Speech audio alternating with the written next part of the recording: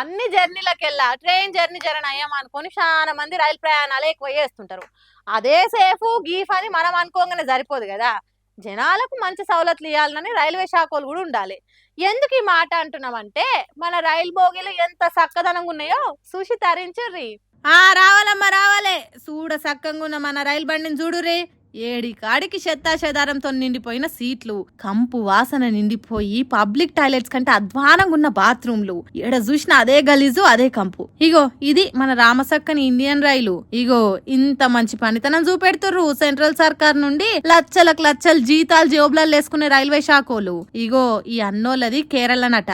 కోల్కతా కోదామని రైలు బండి ఎక్కితే అయ్యా ఏంటిది పొరపాటున డంపింగ్ యార్డ్లకు వచ్చిందా ఎట్లా అనేటట్టు ఇంత మంచిగా ఉన్నదట అన్నెక్కిన ట్రైను. పాపం ఎట్లనో అట్లా సీట్ల దులుపుకోనో బట్ట వరుసుకోనో కూసున్నాడట గాని ఆ బాత్రూమ్ చూసి వెనకకే మారిపోయిందట అన్నకు. 4 రోజులు కడుపులేదు బయటకు దోలనీకే బాత్రూమ్ వాడలేడట.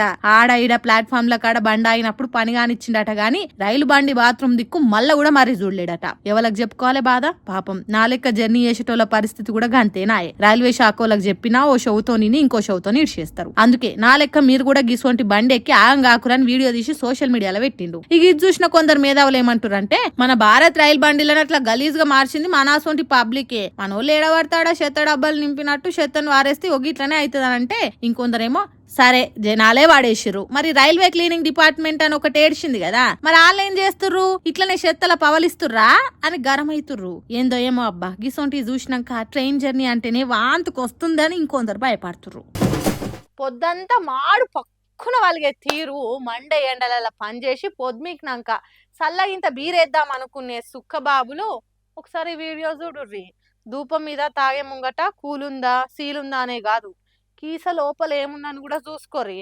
అసలే తాగుడు పానానికి మంచిది కాదంటే దునియా మీదున్న దుఃఖాలన్నీ సుక్కబాబులకే వస్తాయి పాడై. పానాలతోని పైలా పచ్చి సాడుకుంటా కూడా ఆరోగ్యాన్ని తాకట్టు పెట్టి బొర్రలు వెరినా సరే సర్కార్ ఆమ్దానికి మాత్రం ఆసర కావాలన్న సంకల్పంతో బీర్లు తాగుతుంటే వాళ్ళకు ఆడాడ ఎసొంటి బీర్లు అమ్ముతున్నారో చూడరే. సిద్దిపేట జిల్లా అక్బర్పేట భూంపల్లి కాడున్న ఓ వైన్ షాప్ లా లైన్లో నిలబడి మరీ బీర్ కొన్నాక తాగుదామని డక్కని తీసేటప్పుడు చూస్తే ఏముంది, ఇగో లోపల కండం ప్యాకెట్ గా అనొచ్చినది. ఓడి అమ్మ బడవ ఇదేందా ఇదే, పైసలు పెట్టి బీర్ కొన్న పాపానికి ఇసొంటి బీర్లు అమ్ముతారా మాకు అని కొన్నాయని అడుగుతుంటే అది చూసి తోటి బీర్ బాబుకి జరిగిన దారుణాన్ని దగ్గరుండి చూసిన గడమ సుక్కబాబులు కూడా ఒక్కటయ్యి వీరావేశం మీద వీరంగం చేసిరు. కావాలంటే సపరేట్ గా మేము మెడికల్ షాప్ పోయి కొనుక్కోలేమా, మీరేంది మాకు ఇచ్చేది, మేము తాగే బ్రాండ్ బీర్ మేమే కొనుక్కున్నట్టే మా బ్రాండ్ ఏదో మాకు ఏది కంఫర్టో మేము మందుల దుకాణంలో కొనుక్కుంటామయ్యా, ఎవడడిగిన మిమ్మల్ని బీర్ కీసలు కలిపేమని అంటే ఇట్లా తప్పదాయేటోళ్ళు పిల్లల్ని కంటే వాళ్ళని ఏం చేస్తారు, ఇక ఖర్చులు ఏం చూసుకుంటారు అని మా తరపున కూడా మీరే ఆలోచన చేసి ఇస్తురా. ఇట్లా the nation wants to know అని పర్సన్ చేసిరట.